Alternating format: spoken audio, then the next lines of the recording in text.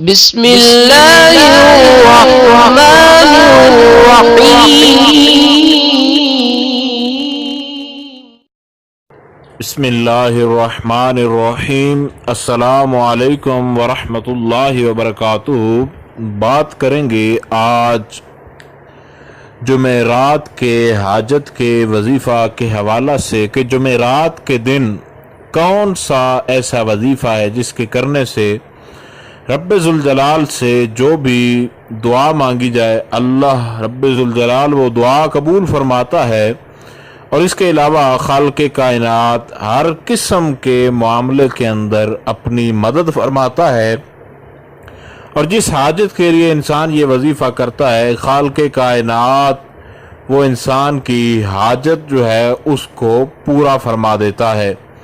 آج کا یہ وظیفہ انتہائی لاجواب اور انتہائی مجرب ترین یہ وظیفہ ہے۔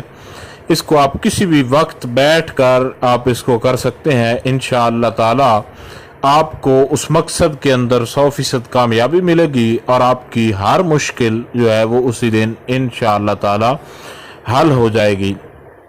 اس وظیفہ کو کرنے کا طریقہ کار یہ ہے کہ اول آخر تین بار درود شریف پڑھنا ہے، اور درمیان میں خالق کائنات کے اسماء گرامی کو اس ترتیب کے ساتھ پڑھنا ہے: یا کریم ہو یا لطیف ہو یا مسبب الاسباب، یا کریم ہو یا لطیف ہو یا مسبب الاسباب، یا کریم ہو یا لطیف ہو یا مسبب الاسباب۔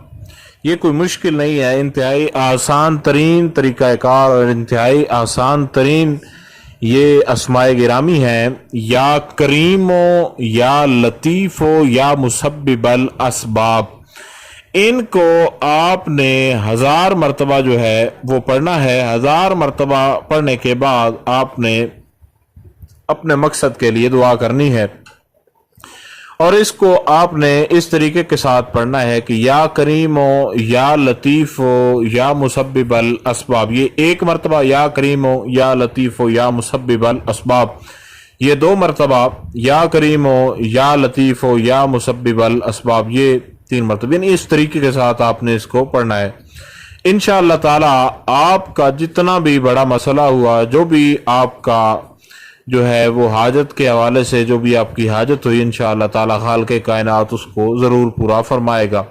کسی بھی وقت کریں، جمعرات کے دن انشاءاللہ تعالی، رات ہو یا دن آپ کریں، آپ کو خالق کائنات ضرور فائدہ پہنچائے گا۔ کوئی سوال ہو اس حوالہ سے تو آپ لوگ جو ہے وہ پوچھ سکتے ہیں، انشاءاللہ تعالی مکمل طور پر یہ کوشش کی جائے گی کہ آپ کو آپ کے سوالات سے آگاہ کر دیا جائے۔ السلام علیکم ورحمۃ اللہ وبرکاتہ۔